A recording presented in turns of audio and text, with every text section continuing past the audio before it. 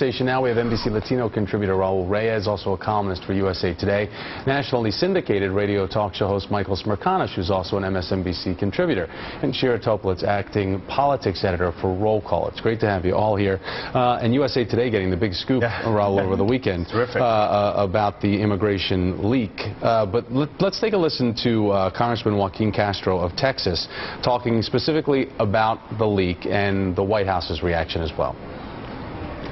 Remember, this was leaked, so it's not something that the White House rolled out, and it's also clear that it's incomplete. There's a silver lining in this, which is that there are a lot of commonalities between the two plans, including a path to citizenship. So there's a lot to work with there.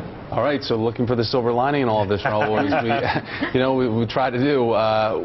The fact that there is a path to citizenship. However, the biggest contrast is the timeline, whereas we learned from President Obama's or the White House's leaked version that within 8 years, 96 months, someone could think that they could be here legally. In the other plan, there is not a drafted time frame. Right. So far, Marco Rubio has been somewhat vague about. He's definitely pushing for a longer timeline, but he's been vague about what that's going to be. He says eventually, and the White House proposal, I believe, is 8 years. It looks like, I think Charles Schumer has said the Gang of 8, the Senate proposal is going to be 10 years. But one thing that I think is important to remember is they're talking about the timeline in this instance to get a green card, 8 years versus 10 years.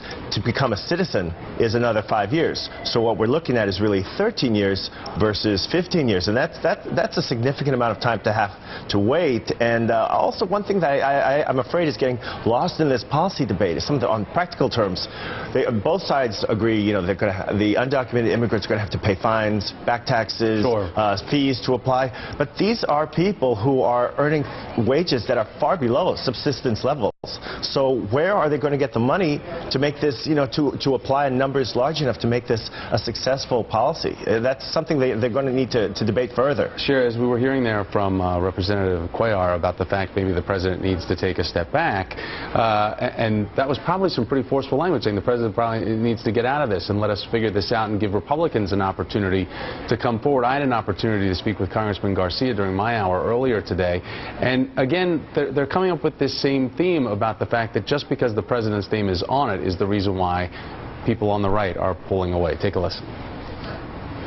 Everything that the senator's been talking about is in this plan. You literally, you're tough on the border, you have a pathway forward, we get this done, we fix immigration, and we have a verification system. It's all in there. So, I mean, the only thing that's in this plan that Marco Rubio doesn't like is Obama. So he's talking about the Immigration 8, the senators there. And again, let's just remind everybody the chess game, how it's playing out. It was on January the 28th that the Immigration 8 unveiled their plan, the day before the president went to Vegas to have his first major policy speech of his second administration. So here it is with the leak from the White House now, with they're working on it. That's coming. Is this just a way to smoke out those on the right that are apprehensive to where the president wants to be? I think that's the best case scenario for what happened with that story, whether or not it was purposefully leaked or not. I think when the president comes out with this kind of thing, he's given Republicans like Marco Rubio a lot of cover to go in the other direction and knock it down, even if what he's talking about now and the final proposal that this bipartisan group in the Senate comes up with are not that different in the end. Michael.